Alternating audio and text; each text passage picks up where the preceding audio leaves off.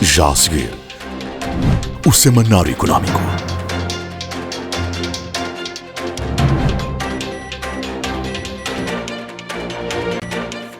BNI, milhões de braços, uma só força.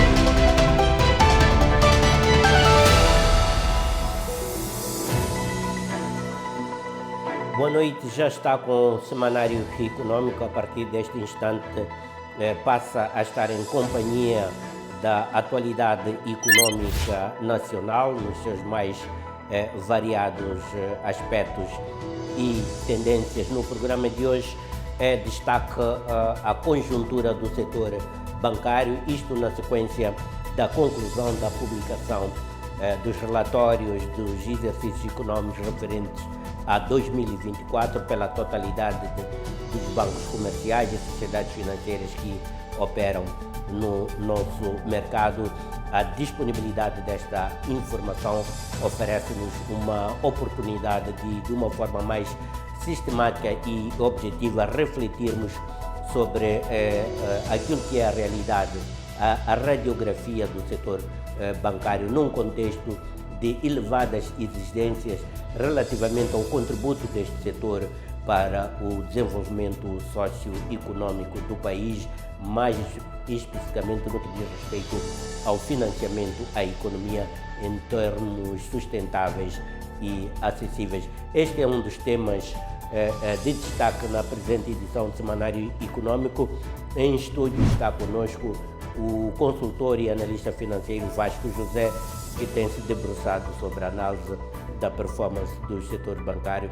Convidamos-lo aqui para partilhar um conjunto de ilações relativamente a esta situação candente que é o papel do setor bancário no financiamento à economia, entre outros aspectos conexos normalmente aquilo que é a prestação e a importância dos bancos comerciais numa geografia económica. Este é o tema central do Semanário Económico na conjuntura do mercado, para acompanhar dentro de instantes aqui no nosso programa, mas até lá vamos ter a oportunidade de passar em revista um conjunto de temas de atualidade. Por isso atraio agora a sua atenção para as manchetes da presente edição.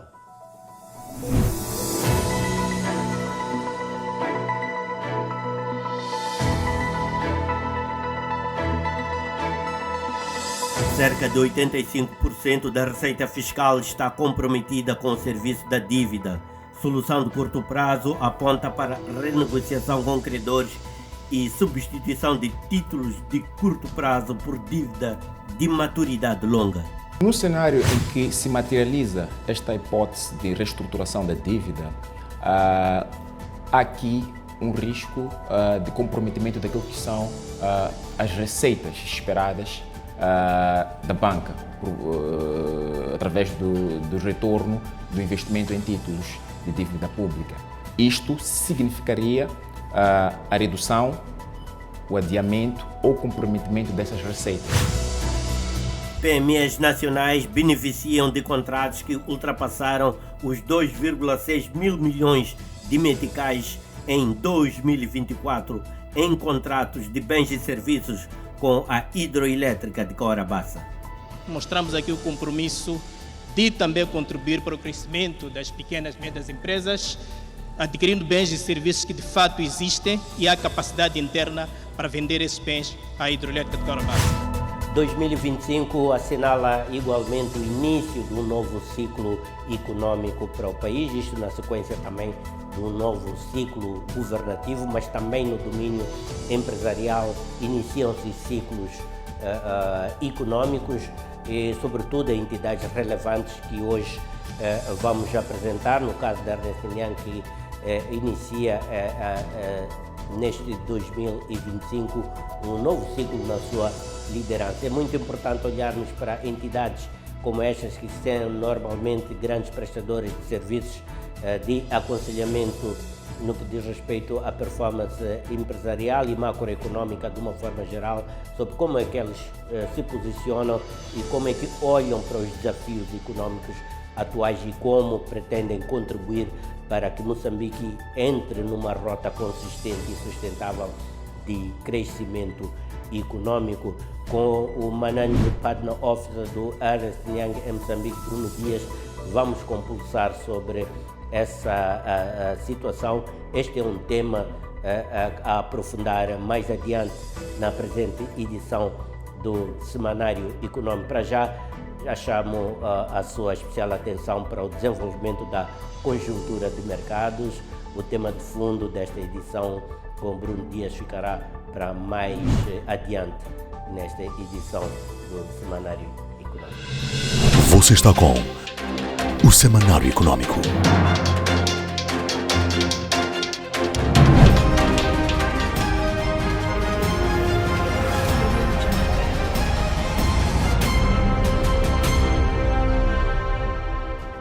E vamos então à conjuntura de mercado hoje para fazermos um raio-x ao setor bancário nacional. Há de se recordar, e já disse mesmo aqui, tratamos que todos os bancos já divulgaram os seus resultados referentes ao exercício econômico de 2024. Essa é uma informação relevante para uma análise pertinente e objetiva sobre qual é a tendência da performance do setor bancário nacional e como é que este setor tem estado a impactar sobre o resto da economia moçambicana. Vamos então fazer este snapshot sobre a banca nacional com referência aos bancos de importância sistémica, aqueles que concentram, na verdade, e há de também se recordar esta característica muito central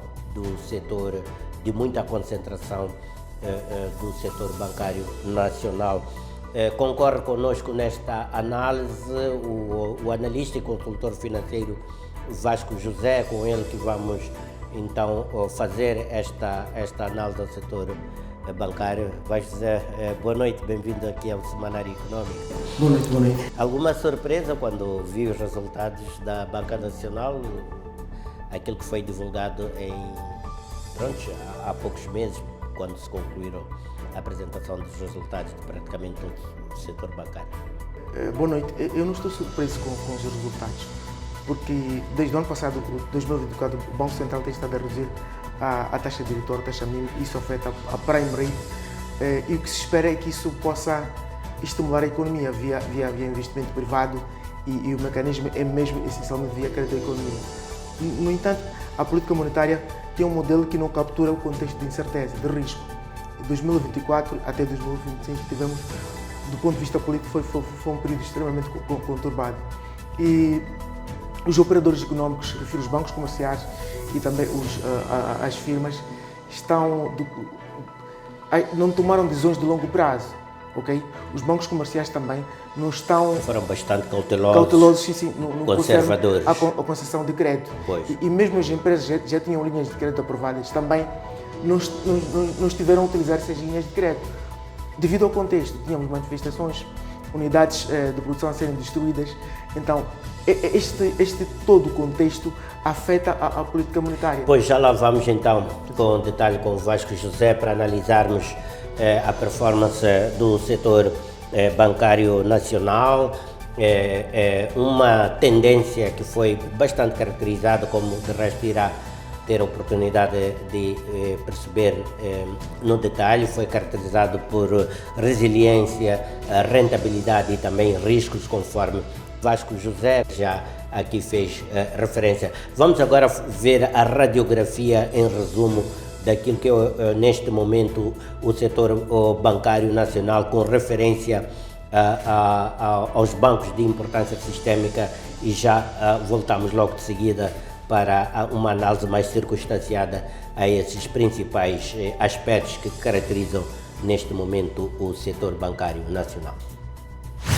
O BCI, apesar da ligeira queda no resultado líquido, manteve a liderança em ativos e depósitos. A estabilidade operacional, gestão prudente do risco e solvabilidade de 27,1% confirmaram a sua posição dominante e resiliente no mercado. O Millennium BIM registrou uma diminuição de 6,1% nos lucros, mas manteve-se como o banco com maior carteira de crédito. A estratégia centrou-se no financiamento às PMEs e reforço da experiência digital, com grande peso no retalho e banca de proximidade. O Standard Bank enfrentou ligeira erosão de rentabilidade, mas sustentou um forte perfil corporativo e de banca de investimento. O banco prosseguiu com seu posicionamento como parceiro financeiro de referência para grandes projetos e transações estruturadas. O Absa Moçambique foi o único banco sistêmico a registrar crescimento no resultado líquido em 2024, com uma subida de 14%. Este desempenho reflete um controle operacional eficaz, estratégia de inclusão financeira e expansão da base digital de clientes. O Mozabanco teve a maior quebra relativa na rentabilidade, menos 10,8%, embora tenha melhorado os rastros de eficiência e qualidade de crédito.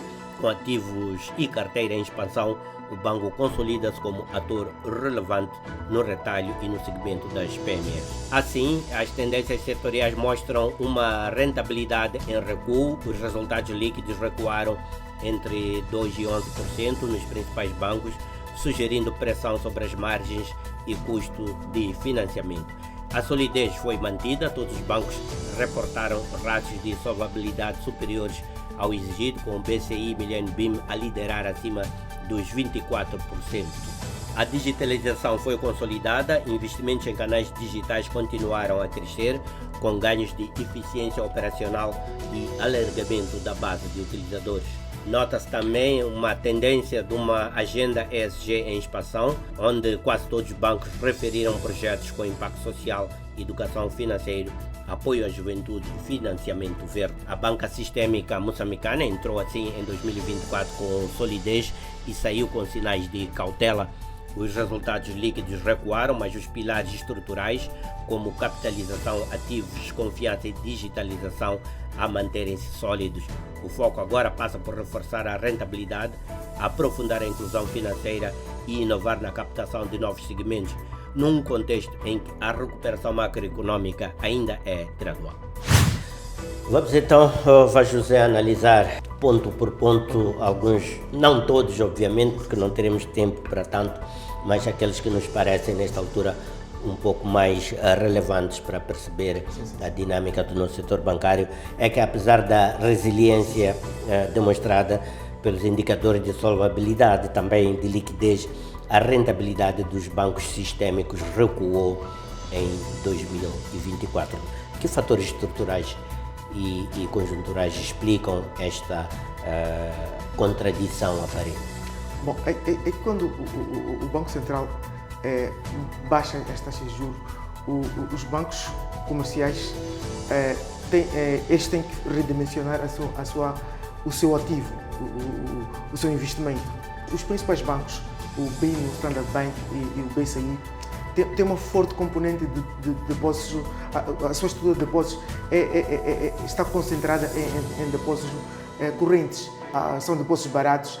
Então isso lhes permite, sempre que as taxas de juros baixam, e eles observam que o contexto de risco tende a aumentar, eles redimensionam o investimento, desviam os recursos que deviam ir para o crédito para os títulos. Falamos dos bilhetes de tesouro, obrigações de tesouro e aplicações em outros bancos. Por exemplo, em 2024, o Standard Bank concentrou apenas 26% do seu investimento em crédito, e o remanescente foi para investimento em títulos do Estado, que são essencialmente bilhetes de tesouro e obrigações de tesouro. Quer dizer, o investimento real para a economia, que devia ser crédito, não ocorreu.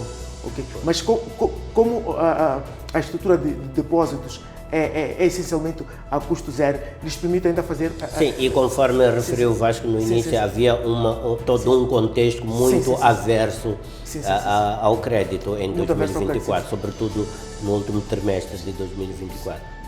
Sim, e início no primeiro trimestre de 2025 também. Pois. É por isso que se olhares os dados do crédito da economia de janeiro de 2024 até maio de 2025, que é o último dado disponível, o crédito da economia só aumentou 0,1%.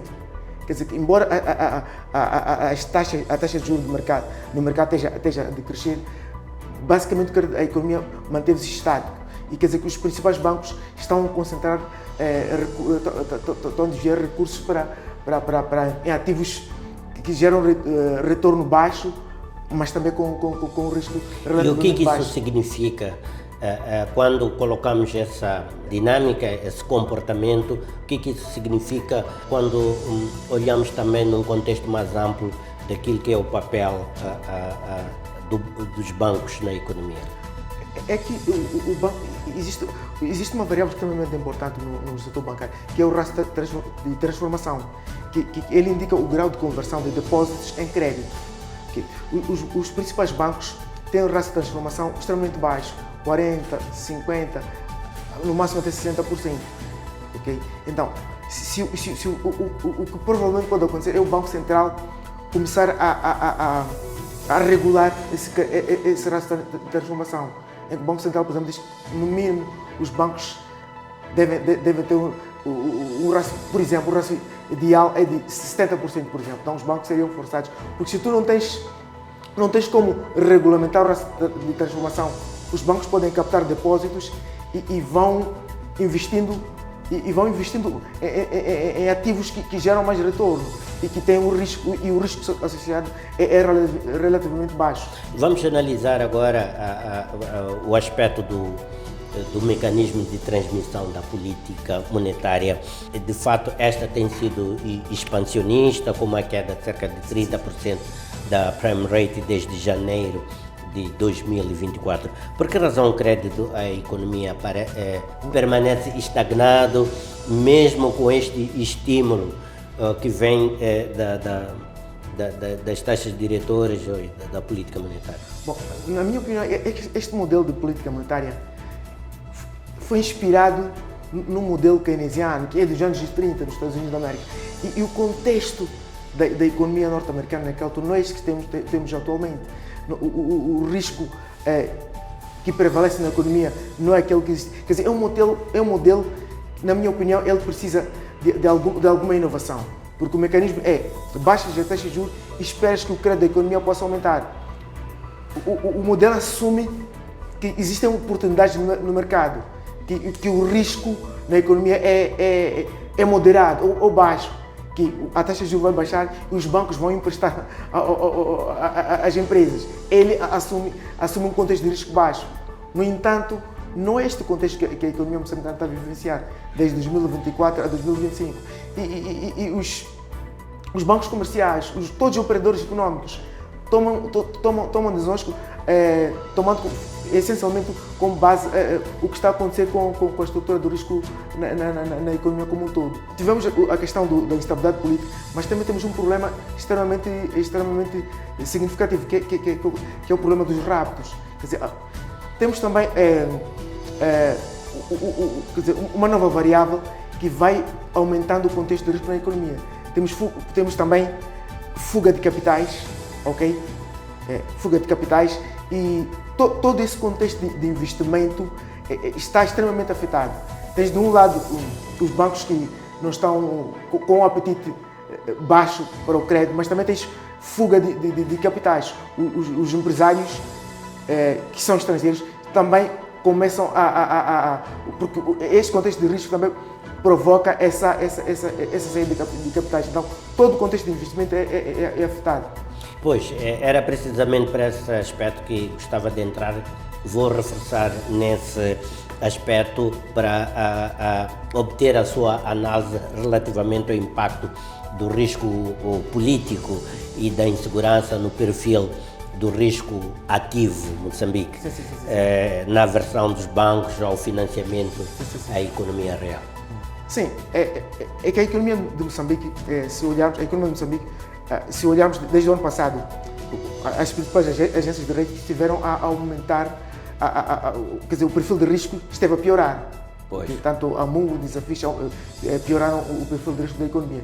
Quer dizer que, se isolarmos a questão do Banco de Moçambique, mesmo o perfil, o risco do ativo Moçambique está alto, então isso afeta a mobilidade de capitais, quer dizer, capitais do resto do mundo a fluírem para Moçambique, que também podiam impulsionar o investimento privado local. São inúmeras variáveis. Tens localmente, os bancos comerciais não podem, estão aversos ao risco, o apetite ao risco é baixo, mas também o contexto de risco afeta a mobilidade de capitais do resto do mundo para Moçambique. Então, quer dizer, é preciso, o país tem que se estabilizar do ponto de vista de risco. O contexto de segurança tem que melhorar, porque são esses elementos que afetam a adesão de todos os operadores económicos, os bancos comerciais, as próprias firmas, e isso, quer dizer, todo o contexto de investimento na economia. Pois, o governo acaba de publicar, inclusive, o seu relatório de riscos fiscais de médio prazo. Vamos analisar esses aspectos exatamente nesse contexto nas próximas edições e contamos consigo para isso. Prosseguindo com esta radiografia ao nosso setor bancário, sem surpresas também, constata-se que continua bastante concentrado. Cerca de 3 bancos sistémicos controlam mais de 50% dos ativos de depósito e crédito no nosso setor bancário. Esta concentração, do seu ponto de vista, representa uma força estabilizadora ou é um entrave, digamos assim, à competitividade e à inclusão financeira? Bom, a concentração entrave à competição. E essencialmente o entrave está muito associado à mobilidade dos depósitos no setor bancário. Os principais bancos têm a capacidade de absorver os depósitos. Por exemplo, as instituições públicas, porque a nossa economia é muito dependente do setor público.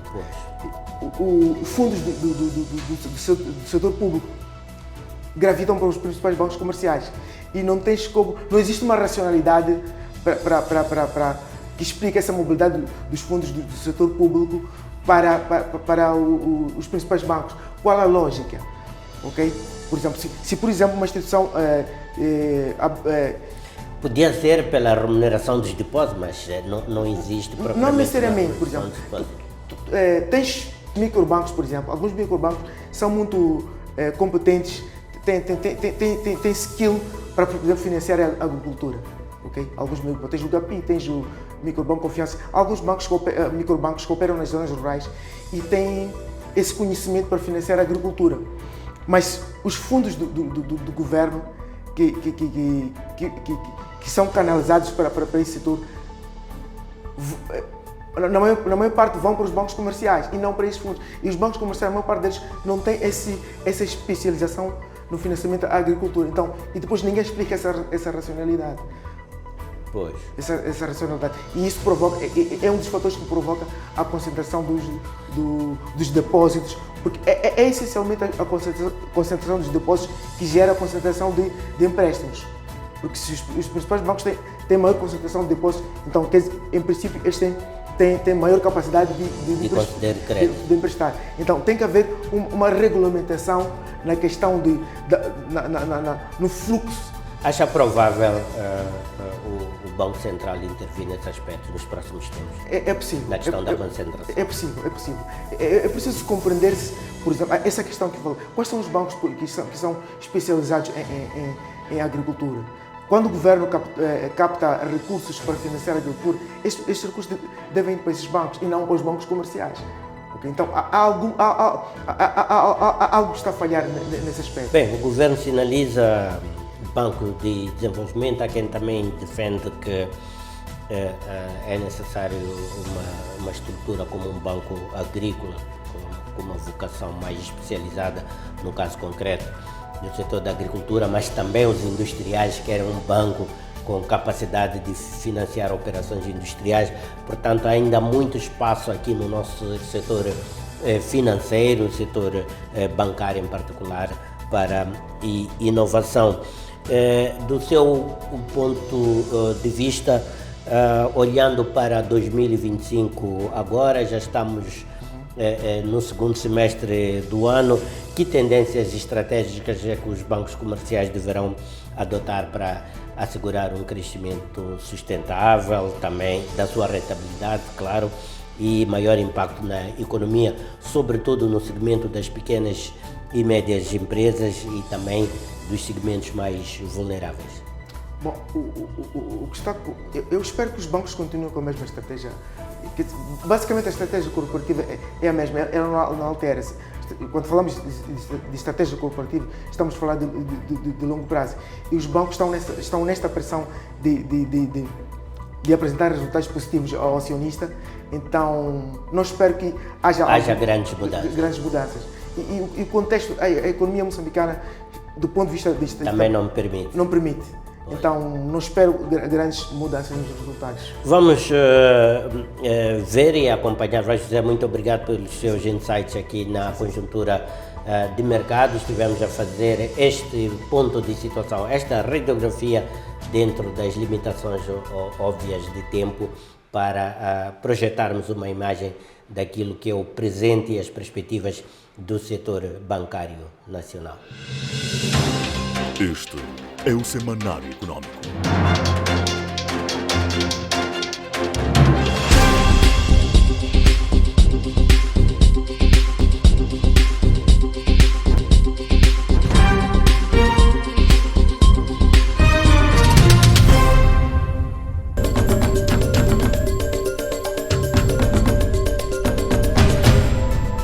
A reestruturação da dívida pública, no sentido de torná-la mais racional, sustentável e compatível com a condição econômica do país, é um dos principais desafios da gestão das contas públicas de Moçambique nos dias de hoje. Sobre esse assunto iremos também olhar em perspectiva sobre o que é que está neste momento a ser desenhado relativamente a uma eventual reestruturação da dívida pública, em que termos e que benefícios irão advir, e como é que Moçambique, sobretudo, vai entrar num caminho mais sustentável no que diz respeito à sua dívida pública. Este é um debate candente na economia de Moçambique.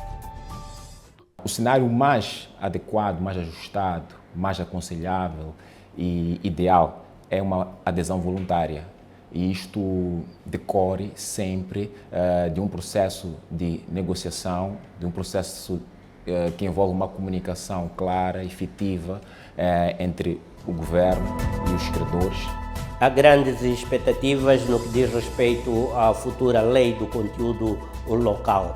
Não obstante o fato de um conjunto de empresas já estarem a praticar o conteúdo local de uma forma relativamente vistosa, quer seja no setor público, quer seja no setor privado. Mas no setor público, curiosamente, encontramos abordagens de conteúdo local bastante apreciáveis, como é o caso da abordagem da hidroelétrica de Caurabaça, que este ano está a celebrar os seus 50 anos. Portanto, a HCB em 2020 adquiriu bens e serviços no montante de 1,3 mil milhões de meticais no mercado doméstico, ou seja, em Moçambique. E esta cifra passa para 2,4 mil milhões em 2024. Mostramos aqui o compromisso de também contribuir para o crescimento das pequenas e médias empresas adquirindo bens e serviços que de fato existem e há capacidade interna para vender esses bens à hidroelétrica Carabaça. Estes então os temas que merecerão desenvolvimento noticioso no nosso bloco de atualidades. Vamos agora fazer uma breve pausa. Quando retornarmos, iremos à conjuntura de mercado para vermos este snapshot sobre o setor bancário. Seguidamente entramos então para o desenvolvimento das notícias que tivemos oportunidade de adiantar. Este é o Semanário Econômico.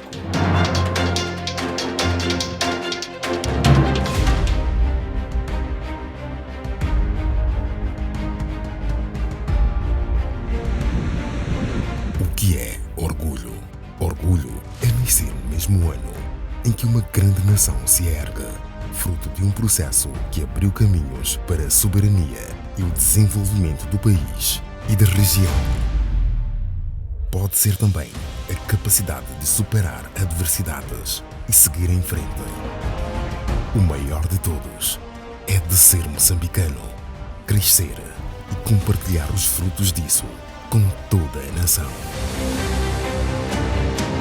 Orgulho é transformar vidas e ser um dos maiores pilares para o crescimento da economia nacional. Unir nações, fortalecer a integração regional, levando energia para o desenvolvimento nacional e para países vizinhos e garantindo um futuro sustentável. Orgulho é celebrar 50 anos de uma empresa estratégica e estruturante para o desenvolvimento de Moçambique e estabilidade energética nacional e da África Austral.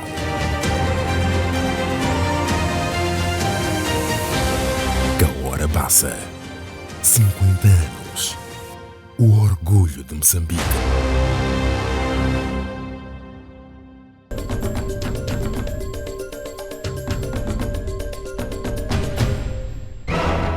Dívida pública atinge níveis críticos e exige estratégia clara de reestruturação.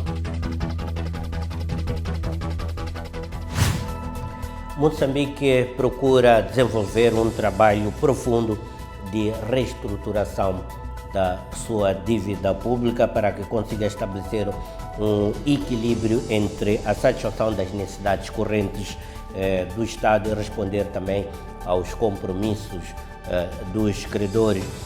Sucede que são necessárias reformas profundas que incidam fundamentalmente na redução do serviço da dívida a médio prazo e melhorar o perfil de risco do crédito que o país contrata. No que diz respeito à dívida interna, estão em curso reformas na estrutura e funcionamento do mercado de títulos públicos, com o objetivo de elevar a eficiência e reduzir os custos de financiamento. Cerca de 85% da receita fiscal está comprometida com o serviço da dívida. Solução de curto prazo aponta para renegociação com credores e substituição de títulos de curto prazo por dívida de maturidade longa. Com a dívida pública a absorver a maioria da receita fiscal e a limitar drasticamente o investimento público, Moçambique encontra-se numa encruzilhada financeira. A urgência de reestruturação da dívida volta ao centro do debate econômico nacional, no momento em que o governo procura restaurar a confiança dos credores e garantir a sustentabilidade fiscal a médio prazo. No primeiro trimestre de 2025, a dívida pública de Moçambique atingiu os 1,1 trilhão de meticais, o equivalente a 78,9% do produto interno bruto. De forma ainda mais preocupante, cerca de 85% da receita fiscal está atualmente comprometida com o serviço da dívida, deixando escasso espaço fiscal para setores-chave como saúde, educação ou infraestruturas.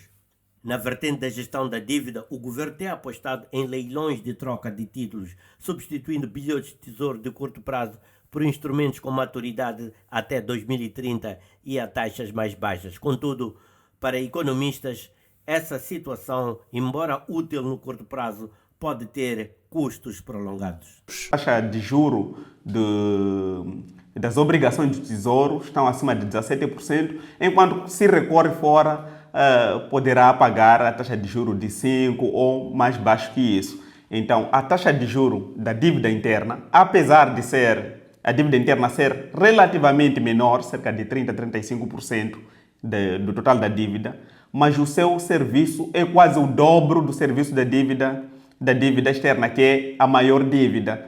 Então, se o Estado continuar a recorrer à dívida interna, isso vai roubar espaço fiscal ou espaço de crédito para o setor privado. Ou seja, automaticamente o que vamos assistindo é a substituição do setor privado pelo setor público. Os economistas sublinham ainda que uma reestruturação profunda pode pressionar o sistema bancário, sobretudo na rentabilidade e liquidez, tendo em conta a elevada exposição da banca à dívida pública. O cenário mais adequado, mais ajustado, mais aconselhável e ideal é uma adesão voluntária.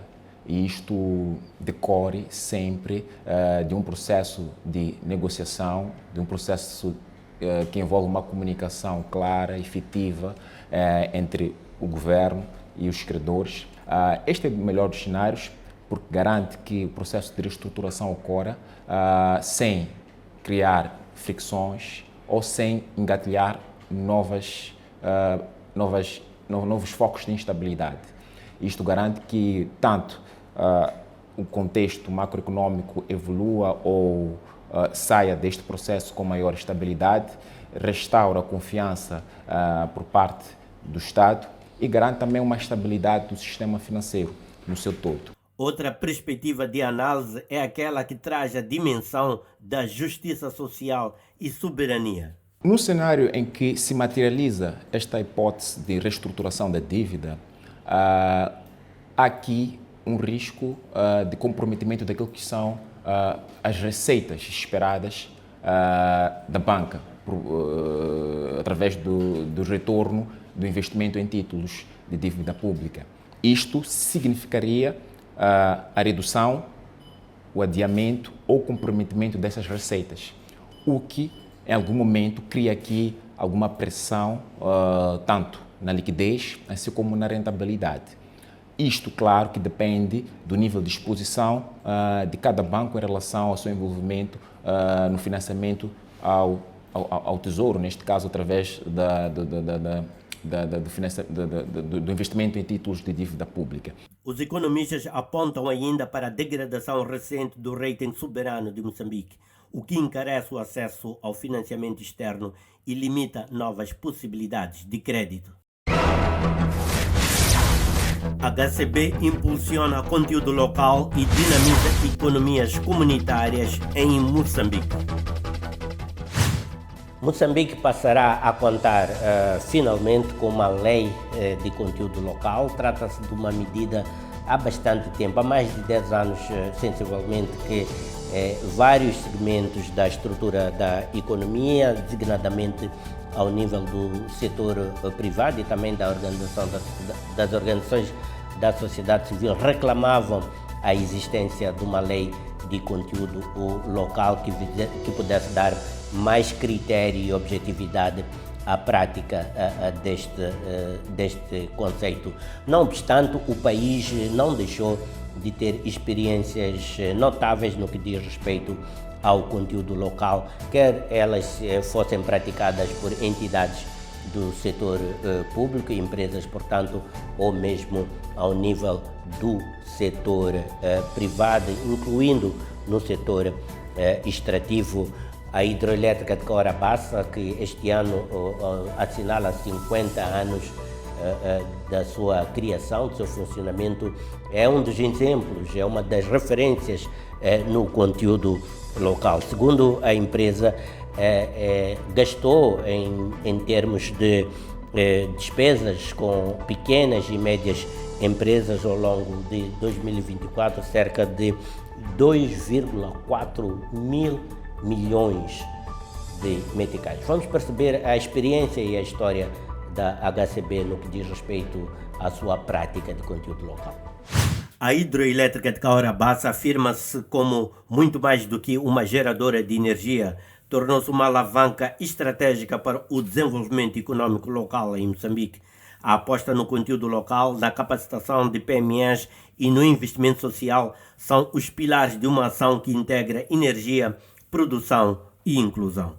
Com mais de 80% da sua força de trabalho composta por moçambicanos, muitos dos quais oriundos da província de Tete, a HCB tem vindo a consolidar um modelo de desenvolvimento que privilegia a contratação de mão de obra local. Esta opção estratégica contribui para o aumento da renda familiar, combate a migração rural-urbana e reforça a coesão socioeconômica nos territórios de influência direta da empresa. A nível empresarial, o compromisso com o conteúdo local traduz-se na adjudicação regular de contratos a PMEs moçambicanas, desde setores de manutenção e transporte até ao fornecimento de materiais elétricos e alimentação. Portanto, a HCB em 2020 adquiriu bens e serviços no montante de 1,3 mil milhões de meticais no mercado doméstico, ou seja, em Moçambique. E esta cifra passa para 2,4 mil milhões em 2024. Como disse mais uma vez, mostramos aqui o compromisso de também contribuir para o crescimento das pequenas e médias empresas, adquirindo bens e serviços que de fato existem e há capacidade interna para vender esses bens à hidroelétrica de Cahora-Bassa. Mas o impacto vai para além da simples compra de bens. A HCB exige que as empresas locais que integram a sua cadeia de fornecimento sejam certificadas e capacitadas para padrões de desempenho e qualidade, promovendo transferência de conhecimento, inovação e estímulo à industrialização. Naturalmente que esta forma de ser e de estar da hidroelétrica de Cahora-Bassa permite o desenvolvimento de pequenas e médias empresas, permite a geração de emprego de forma quase que em cascata, são compradores, também são empregadores, acima de tudo. Permite a transferência de conhecimento, porque acima de tudo nós trabalhamos com empresas e incentivamos que essas empresas sejam certificadas e naturalmente há todo um conjunto de planos de formação que cada uma deve ter. Estimula naturalmente a industrialização. Paralelamente, a empresa mantém ativo um portfólio de projetos sociais com impacto direto nas comunidades locais. Estes incluem a construção de escolas, sistemas de abastecimento de água potável, infraestruturas básicas e ações de reflorestamento das margens da Albufeira. Trata-se de uma visão integrada em que a energia serve de base para o desenvolvimento humano, social e econômico. Neste sentido, a HCB surge como um dos exemplos mais estruturantes de integração entre grandes empreendimentos e economia nacional, mostrando que é possível alinhar rentabilidade, responsabilidade social e dinamização do tecido empresarial moçambicano. O debate sobre o presente e o futuro da economia do país intensifica-se à medida que o país celebra os 50 anos de independência.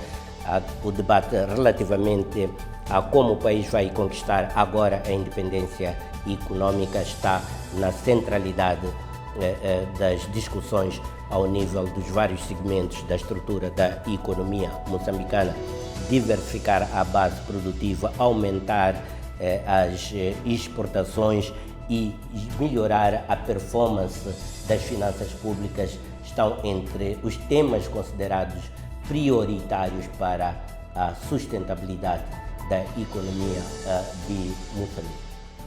Sinais de alarme poderão ecoar com a economia tender a apoiar-se em petróleo e gás, indústria com promessas de conduzir o país para níveis de crescimento jamais registados. Moçambique deve evitar manter uma obsessão excessiva no gás natural. É uma commodity e uma commodity está exposta à volatilidade de preços.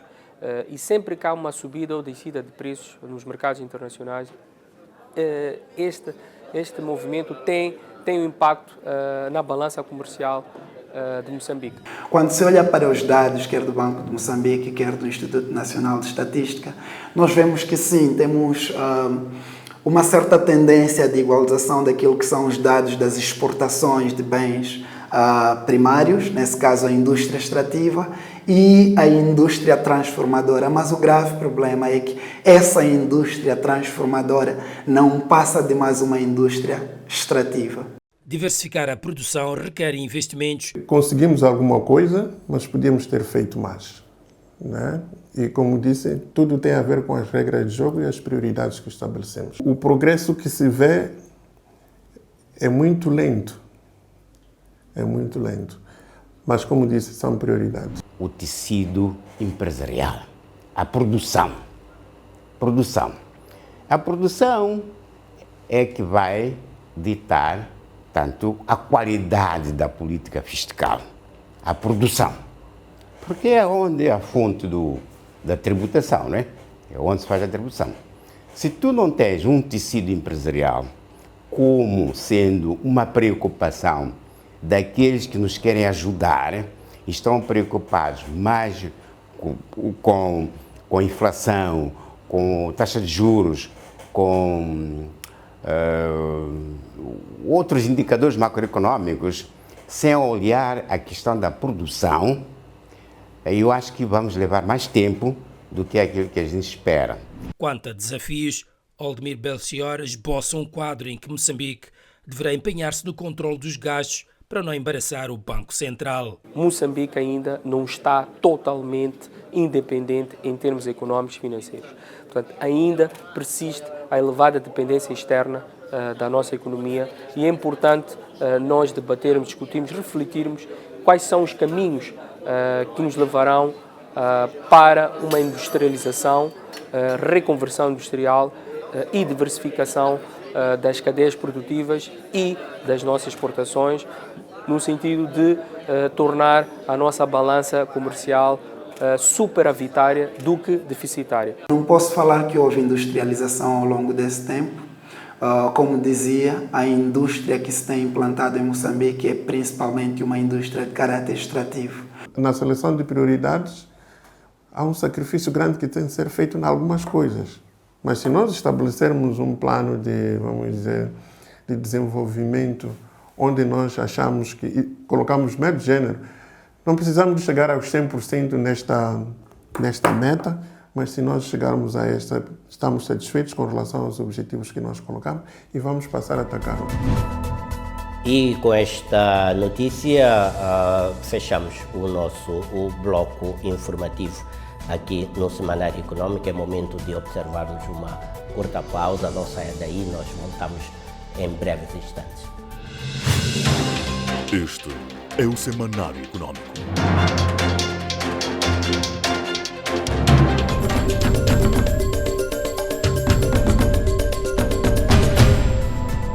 Neste apontamento vamos hoje nos debruçar sobre uma marca, uma indústria e um mercado. A marca chama-se Ernst & Young, ou simplesmente UI. A indústria é esta indústria de conhecimento nos vários domínios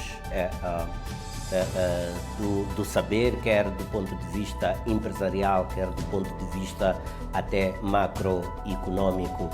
E o mercado é o mercado moçambicano, os seus desafios e como é que estas indústrias podem ter um papel relevante no contexto dos desafios econômicos de Moçambique. A análise vai ser feita por Bruno Dias, que assumiu recentemente as funções de Office Managing Partner da Ernst & Young em Moçambique. Boa noite, Bruno Dias, e parabéns e desejo os maiores êxitos neste novo ciclo nesta indústria. Conforme estava a referir, temos aqui 3 velocidades. Temos a marca UI, que já está estabelecida em Moçambique há mais de 3 décadas, portanto significa que tem um conhecimento profundo e testemunhou uma série de momentos e processos da economia moçambicana. Temos esta marca que é a Ernst & Young, que é uma marca global nesta indústria do conhecimento, é assim que entendo, e temos este mercado, não é? Que é o mercado moçambicano. Olhando para a indústria global, olhando para este aspecto da dimensão global da Ernst Young, o que ela representa atualmente numa perspectiva global? Sei que faz parte das Big Four nesta indústria da consultoria, auditoria e do conhecimento no geral. Sabemos que esta indústria também nos últimos anos foi sujeita a uma série de escrutínios e sofreu inclusive algumas medidas, quer do ponto de vista regulatório, quer de outra índole. Mas o que é a marca Ernst Young hoje globalmente e como é que estes acontecimentos à volta da marca impactaram na sua reputação e na sua credibilidade, designadamente nos vários mercados onde atua neste momento? Bom, obrigado, João, vou estar aqui consigo. Olha, a UI é uma empresa líder global de serviços profissionais. Pronto, realmente somos uma Big Four, pautamos-nos por excelência a nível de serviços, por regras muito estritas de compliance, por estarmos na dinâmica daquilo que são serviços inovadores. A UI, a nível global, dentro das Big Four, tem tido uma trajetória de crescimento muito grande nos últimos anos. Nós, desde salvo erro, ali há 10 anos atrás, tínhamos muito pouca expressão nos serviços que fora de fiscalidade e auditoria, ou menor expressão, porque acabamos por vender esses serviços. Hoje em dia é a maior aposta da firma. Portanto, a nossa CEO, que é uma mulher, lançou há pouco tempo a nossa estratégia que se chama All-In, que tem precisamente serviços de digitalização, serviços de outsourcing de processos, que basicamente pegam em processos completos dos nossos clientes e externalizam para a UI. São dois dos vetores de crescimento nos próximos anos da UI. E, tal como no mundo temos um desígnio de crescer muito grande, em Moçambique somos líderes de mercado, temos um mercado muito consolidado, mas queremos crescer também. Exatamente. Ao assumir esta função agora de Office Managing Partner, o líder da Ernst Young em Moçambique, que prioridades estratégicas definiu para este ciclo que é liderado precisamente por si? Para além da consolidação no mercado e deste crescimento, portanto, o nosso desígnio é crescer em linha com o crescimento previsto para a UI Global, que é de uma dimensão bastante grande. Queremos apostar em serviços inovadores, portanto, para além daqueles serviços que tradicionalmente a UI é vista no mercado, como serviços de auditoria, advisory fiscal, mas estar também na crista da onda em serviços de tecnologia, digitalização dos nossos clientes, processo outsourcing, portanto, apostarmos na inovação e nada disto se faz sem pessoas. Nós somos uma firma, qualquer firma de serviços é uma firma de pessoas, não temos ativos físicos, portanto não somos uma fábrica, temos pessoas, temos capacidade, temos conhecimento e temos que o fazer acontecer. Num contexto em que Moçambique procura acelerar o seu processo de crescimento e quer fazê-lo de uma forma pela narrativa, sobretudo neste contexto em que Moçambique também está a iniciar um novo ciclo de governação, entende-se que o país está com ambições fortes, tem desígnios bastante altos. Como é que a Ernst Young pretende alinhar-se com esses esforços de crescimento económico e sustentável de Moçambique? Bom, a Ernst Young quer ser um parceiro estratégico, quer para o governo, portanto, setor público, quer para os privados que já cá estão e que querem entrar neste país. Portanto, este país só crescerá também com uma boa atração de investimento externo. E nós, como somos uma firma global e já passámos por isto em várias geografias, acho que estamos muito bem posicionados para suportar essas firmas na sua implementação aqui em Moçambique. E ajudar o governo vai ter que fazer muitas reformas estratégicas, apostar em projetos estratégicos e queremos estar no cerne desse acontecimento. A economia moçambicana está, digamos assim, cada vez a precisar de soluções com impacto real. Que tipo de valor acrescentado é que a Ernst Young pretende gerar, não apenas para os seus clientes, mas para o país como um todo. Gerando valor para os nossos clientes, onde se inclui o governo, geramos valor para o país. Portanto, eu acho que as coisas não há uma discernimento das duas coisas. Portanto, ajudando a capturar investimento direto externo, ajudando a fazer reformas estratégicas no país, implementando bons processos de governação, vamos estar com certeza na crista deste crescimento em Moçambique. E que setores de intervenção a Ernst & Young identifica como prioritárias para contribuir para este desiderado de um Moçambique mais resiliente e com uma base produtiva diversificada? Olha, Moçambique tem um potencial gigantesco, portanto, todos nós sabemos isso. Portanto, é um país, quer a nível do setor extrativo, quer a nível de uma estrutura de costa enorme, está geograficamente bem posicionado, tem vários fatores de atratividade. Eu penso que, se calhar, vou entrar aqui naquilo que são os setores mais evidentes, mas que são mais óbvios, mas são realmente estes. Portanto, acho que uma coisa muito importante neste país é a infraestrutura. Portanto, acho que se tem que criar infraestrutura, quer logística, quer de transportes. Há vários casos de sucesso que se começou por aí. Portanto, se reparar bem, Moçambique tem alguns corredores no Interland, falta-lhe um bom corredor norte-sul. É importantíssimo para unir o país, que tem uma capital no sul. Para além disso, a agricultura e o setor primário é fundamental, mas não só o extensionismo e a pequena agricultura, mas unidades produtivas de maior dimensão com a agroindústria. Turismo. Moçambique tem um potencial gigante em termos de turismo, mas lá está, sem infraestrutura não se consegue fazer turismo. E eu diria que, inevitavelmente, temos o setor da oil and gas, mas acho que não temos que entrar na doença holandesa. Portanto, é um setor, com certeza importante no curto prazo, vai dar um dinamismo à economia, mas é no setor primário e no setor secundário, portanto, desenvolver a indústria do país, vários tipos de indústria.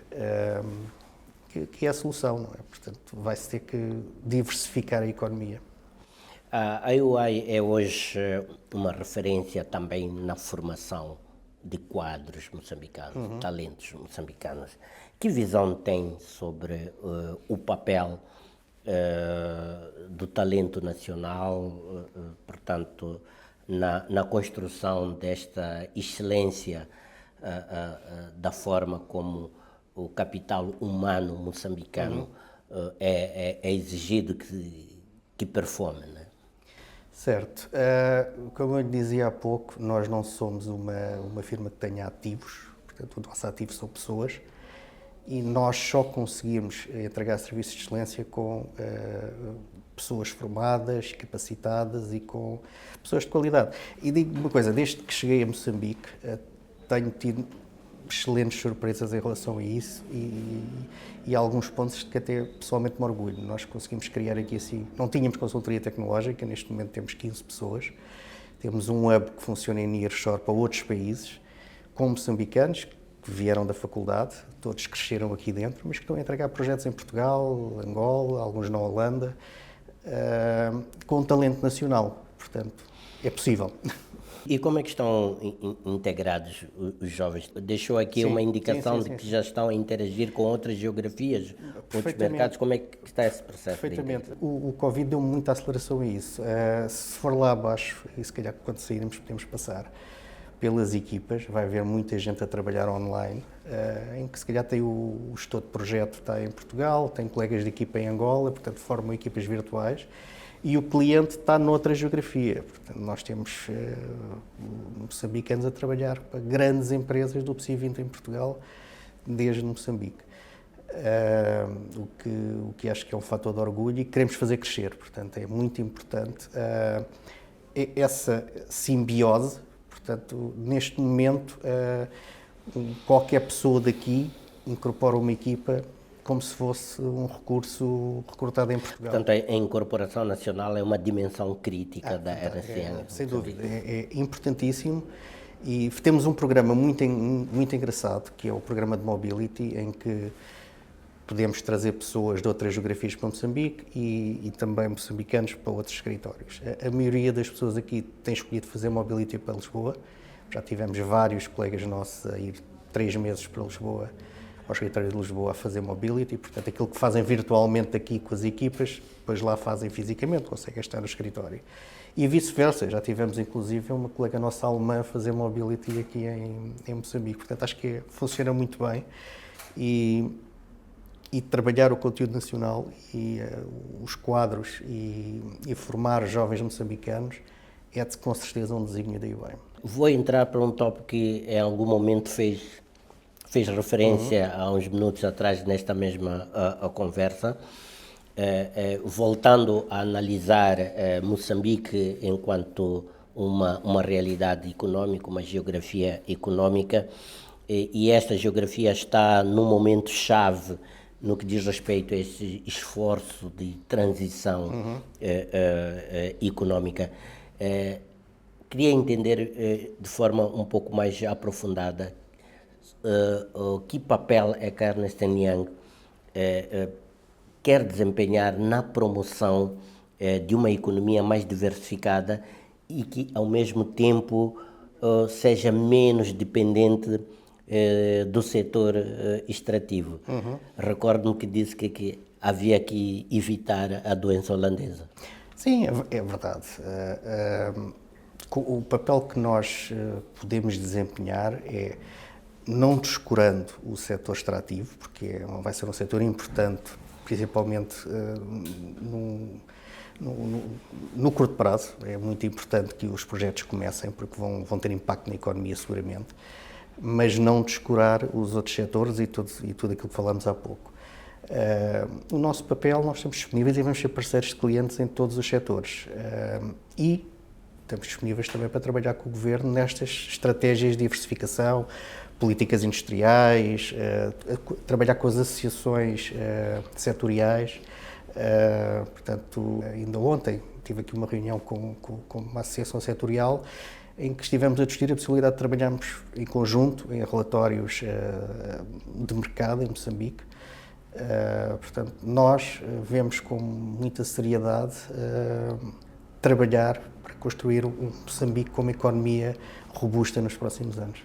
Olhando de uma forma agora mais particular para um setor que também tem estado no centro do debate econômico de Moçambique, que é o setor das pequenas e médias empresas. Existe a percepção de que uma firma da dimensão da Ernst & Young trabalha com as grandes indústrias, no mínimo as médias grandes empresas, provavelmente muito pouco com as pequenas. Que soluções a Ernst & Young tem precisamente para este segmento que, por razões evidentes, é muito importante nesta questão da resiliência económica, do crescimento inclusivo de Moçambique? Que soluções a Ernst & Young e que ideias a Ernst & Young tem para contribuir, para impulsionar o segmento das pequenas e médias empresas? Sim, realmente, se olhar para o portfólio de clientes da UI, não vai encontrar seguramente muitas PMEs. Mas não quer dizer que nós não ajudemos PMEs de outras formas, sei lá, por exemplo, trabalhando com o setor financeiro para desenhar linhas de crédito, por exemplo, soluções mutuárias para PMEs. Trabalhamos muito noutras geografias e aqui também já fizemos projetos de capacitação de conjuntos de PMEs financiadas por doadores, em montagens de aceleradores de startups. Portanto, acho que podemos trabalhar com as PMEs, se calhar não sendo nosso cliente direto, mas através de outros clientes e tentar impulsionar por aí. A reputação da UI como um parceiro estratégico e de confiança é algo amplamente reconhecido. Como é que se reforça essa credibilidade, essa confiança num ambiente em mudanças bastante rápidas e bruscas, por vezes? Não, é realmente em momentos destes que ser um parceiro estratégico é importante, porque Eu digo isto a todos os nossos clientes e em várias reuniões que tenho com clientes. Não estou ali para um projeto específico, estou ali para ser um parceiro estratégico de desenvolvimento daquele cliente. Portanto, pode não ser ali naquele tópico específico, mas estamos sempre disponíveis para trabalhar aquilo que são as dores de crescimento de todos os clientes, sendo eles públicos, sendo eles privados. Portanto, o que nós nos queremos, ao fim e ao cabo, é ser quase um advisor de cabeceira, portanto, um bom consultor, um bom profissional nesta linha de serviços, é alguém que, quando se tem um problema, se liga para ele. Pronto, e é aí que queremos estar. Pois. Bem, temas como o compliance, boa governação, gestão de risco, são os temas bastante presentes na gestão, quer na gestão pública, quer na gestão privada. Como é que a Ernst Young aborda esta temática e contribui para que realmente o mercado moçambicano, a indústria moçambicana no seu todo, possa estar mais convergente e aderente com estas questões tão contemporâneas quanto prementes, como é o caso do compliance, da gestão de risco e da boa governação? Olha, a Ernst Young, per si, internamente, é uma referência em processos de compliance. Eu, antes de aceitar um cliente, tenho processos bastante bem estruturados para fazer a sua aceitação. Quando tenho que fazer um determinado serviço a um cliente, tenho que perceber se tem problemas de independência. Nós, internamente, temos mecanismos de governance muito, muito apurados. E acho que isso é o essencial quando queremos depois transpor isto para os nossos clientes. Portanto, é o practice what you preach, não é? Como dizem os ingleses. E temos feito muitos trabalhos a nível de gestão de risco, definição de modelos de governance, montar sistemas de controle interno nos clientes, processos de auditoria interna, portanto, tudo isso são linhas de serviço da UI. E diria que as mais tradicionais, que já há muitos anos que fazemos e temos muitos projetos, inclusive em Moçambique. Atendendo ao estágio do desenvolvimento empresarial em Moçambique, acha que essas matérias são relevantes nesta altura? São relevantes em qualquer altura. E são muito relevantes quando quisermos captar investimento direto externo. Quando um investidor, uma das coisas que tem que acreditar é que o seu parceiro de negócio é uma pessoa credível e de bem, não é? Isso só se consegue com sistemas de governance e de compliance bem apurados. Portanto, se nós queremos isso, que se queremos captar realmente investimento externo, temos em Moçambique que ter as estruturas bulletproof em termos de governance e compliance. Vou fechar esta nossa entrevista mais ou menos como começamos. Qual é a visão que tem de médio prazo para a Ernst Young? Digo médio e curto e médio prazo, relativamente à presença da Ernst Young em Moçambique. A Ernst Young em Moçambique, e se perguntar, eu penso que já é uma marca de referência. Portanto, vamos querer manter-nos uma marca de referência e vamos querer crescer em dimensões diferenciadas, por inovação nos serviços, como disse há pouco, muito focadas na digitalização dos nossos clientes, no outsourcing de processos, e diria que isto vai ser uma jornada nos próximos anos, uma jornada de crescimento, porque isso é um mercado ainda relativamente embrionário e que se está a moldar agora aqui em Moçambique e que nós queremos continuar a ser líderes do mercado. Enquanto líder da UI Moçambique, qual é o compromisso que assume para que a UI continue a ser um parceiro relevante, um ator relevante em todo este ecossistema econômico de Moçambique? Sim. Olha, eu posso dizer que assumo o compromisso de ter sempre como prioridade o crescimento do país e a formação e capacitação de jovens moçambicanos. Bruno Dias, muito obrigado por este tempo e os maiores êxitos para a UI Moçambique. Obrigadíssimo, João. Você está com o Semanário Econômico. De volta ao nosso ambiente tradicional, mas mesmo para nos despedirmos, porque estamos mesmo em cima do tempo disponível para o nosso semanário econômico. Fizemos-lo com enorme prazer. O convite, como já sabe, é renovado nesta altura para o próximo encontro dentro de uma semana, sensivelmente aqui no seu canal de eleição, a STV Notícias. Até lá, tenha uma semana bastante produtiva.